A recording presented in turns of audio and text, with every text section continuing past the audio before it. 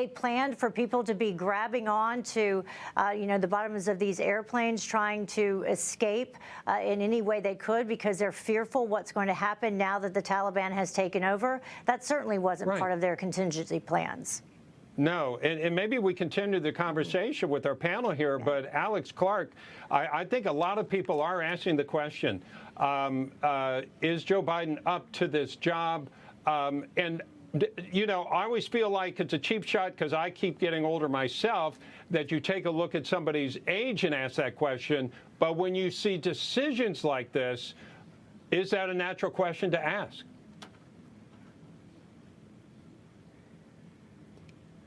On social media.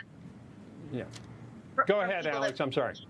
Them seem to be, nervous, wondering if they've made the right decision. We're seeing now lots of Biden voter regret happening from young voters. The question I think that I have is this is happening so early in Biden's presidency. By the time we get to midterms in 2022, when we get to the presidential election in 2024, are people going to remember this, or is this news cycle just going to blow over and nobody will remember what type of disaster this was, because this could really be a defining negative moment in the Biden presidency. But I feel like it's too early to tell how is this going to affect voters in the next couple of years.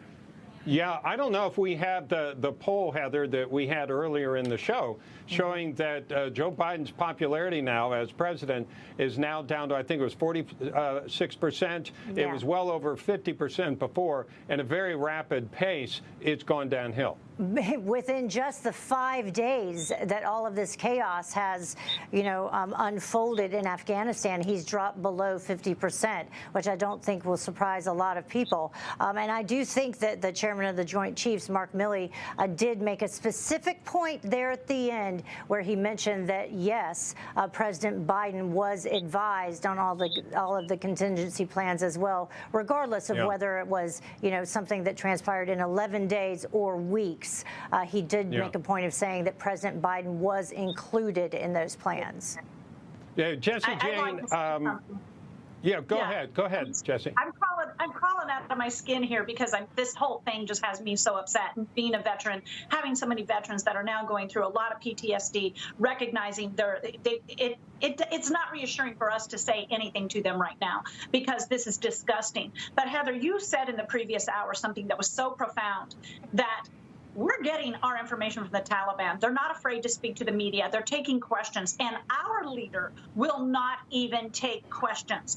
Our leadership seems to not want to take questions. They're throwing their spokespeople out there to try to dodgeball, and they are basically categorically reinforcing the withdrawal with the bulk of their talking points, which I don't think anybody, well, some are, but there wasn't a huge debate over the withdrawal itself. It is how they have done this evacuation. How is it the Taliban is on Twitter, is talking about this, and our own president of the United States will not take any media questions? And General Milley, sacrificing his service, doing so much for this country, but turning around and not taking questions because he's uncomfortable with it. Let's go back to Donald Rumsfeld. We may disagree with everything that the previous administrations have done, but they stood there and took the bullets, so to speak, for the decisions that they made. These people are being cowardice, and it bothers me immensely. Yeah. Go ahead, Heather. I was just going to say, and I find it infuriating that the Taliban is all over social media, all over Twitter. And I was talking about this with the team earlier. I took a deep dive, and when you kind of look at one post that comes from the alleged spokesperson, and then you take a look at other posts underneath it, and you kind of follow the different bios, they're all over Twitter. And what they are doing and being allowed to do, if they're following the rules, which is what Twitter says the reason is that they're still allowed to be on there, they're recruiting. That's what they're doing. And this is going to damage America, and it's going to damage and put us in danger down the road because they are back to recruiting, and they are using Twitter and social media here in America to do it, posting pictures, eating ice cream, which they're making fun of President Biden, hanging out in a gym, trying to appear like the Taliban 2.0, but they're still all killers and terrorists. Yeah, and by the way, Alex, I wanted to address something about the politics of this. And Derek, we're working on your audio. We're not being rude. We'll get to you as soon as we've got that. But Alex, I think that what President Biden is banking on is that down the road, people will forget what a fiasco this is. If you go back to 1975 in the fall of Saigon, as ugly as that was, believe it or not, within a few months, Gerald Ford's poll numbers were higher. And they were higher because we got out of Vietnam and people had had their fill of Vietnam. So he is hoping, my theory, he is hoping that people do forget. As weak and as much of a fiasco as this has been, I think that Mr. Biden is planning on down the road, people do forget this and feel like, well, at least we're out of Afghanistan. And that's why today he's talking about COVID, not talking about the thing that is on all of our minds as far as seeing our Americans over there in Afghanistan trying to get out.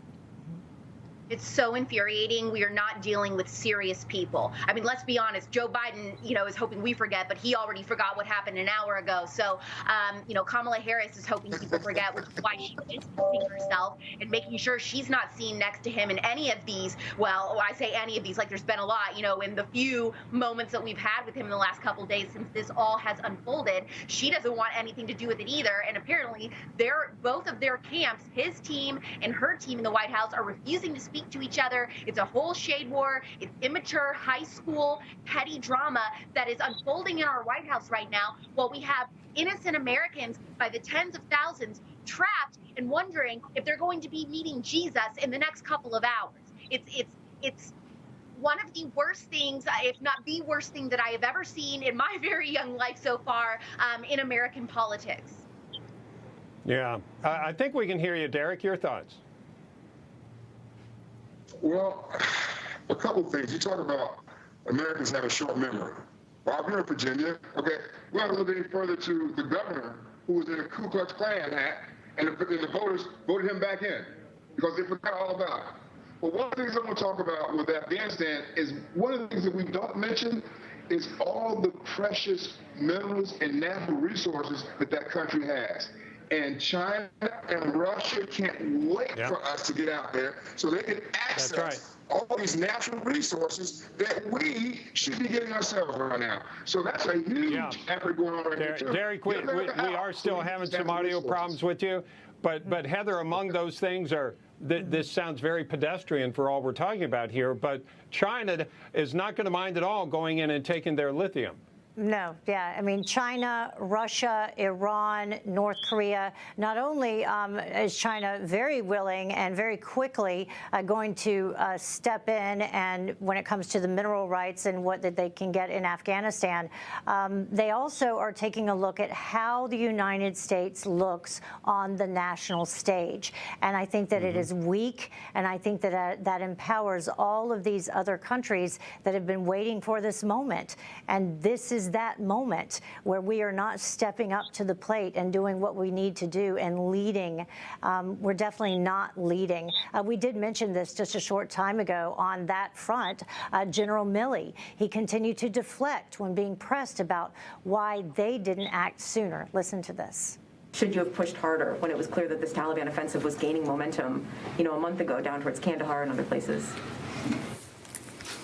Well, like I said up front, there's going to be plenty of time for ARs. Right now, focus on the mission, focus on these people getting out, American citizens, the SIVs, others, Afghans at risk.